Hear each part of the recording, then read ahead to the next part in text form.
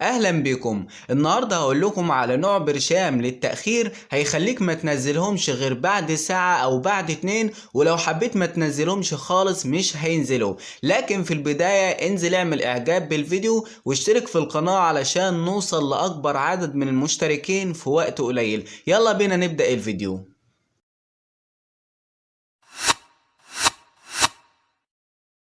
وزي ما عودتكم دايما في اول فيديو ان انا مش دكتور ولا صيدلي، لكن بنقل لكم خبرات ناس جربت حاجات معينة وجابت معاها نتيجة، فاقول لكم عليها ممكن تجيب معاكم نتيجة. لكن ما تستخدمش اي حاجة او اي برشام غير لما ترجع للدكتور الاول او للصيدلي، لان هم اكتر اتنين هيفيدوك او هيقولوا لك ان النوع ده كويس معاك ولا لا. هتكلم معاكم النهاردة عن نوعية برشام اسمها ليسيتال. ليسيتال ده من الانواع الكويسة جدا اللي بتستخدم للتأخير، وزي ما حضراتكم شايفين شكل العلبة بس من بره كده بيدل على ان هي حاجة نظيفة. وخلي بالك التصنيع بتاعها تصنيع اردني، يعني مش مصري، صنع في الأردن. ده نوع كويس جدا. سعر العلبة عامل 168، والعلبة فيها شريطين. الشريط الواحد بيكون عبارة عن 15 قرص.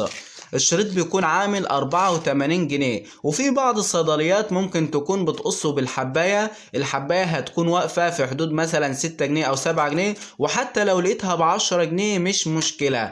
النوع ده كويس جدا جدا للتأخير، وفي ناس جربته ومن لسانهم أو من بقهم قالوا لي إنهم فيهم ناس قعدت ساعة، وفي ناس قعدت ساعتين، وفي ناس قالوا لي إن هم خلصوا العلاقة مع أزواجهم أو خلصوا العلاقة الحميمية، وبعد ما قاموا ما نزلتش اي حاجة خالص. يعني طول فترة الجماع او طول فترة العلاقة الحميمية ما نزلوش اي حاجة خالص، وخلصوا قاموا من غير ما ينزلوا.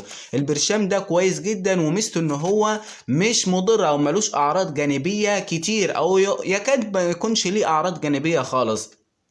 الحبايه دي زي ما انتوا شايفين كده، مش عارفه تبقى ظاهره عندكم في القناه ولا لا، في الفيديو ولا لا.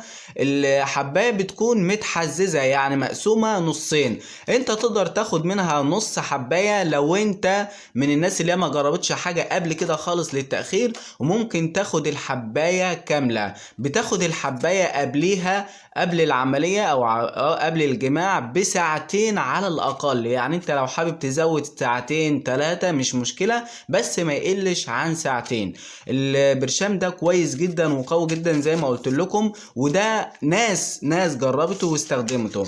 طيب اصل البرشام ده عشان اكون امين معاكم، ان في الاصل ان هو اصل استخدامه مضاد للاكتئاب، يعني مهدئ شوية للجسم لو انت مثلا عندك توتر او خوف او قلق.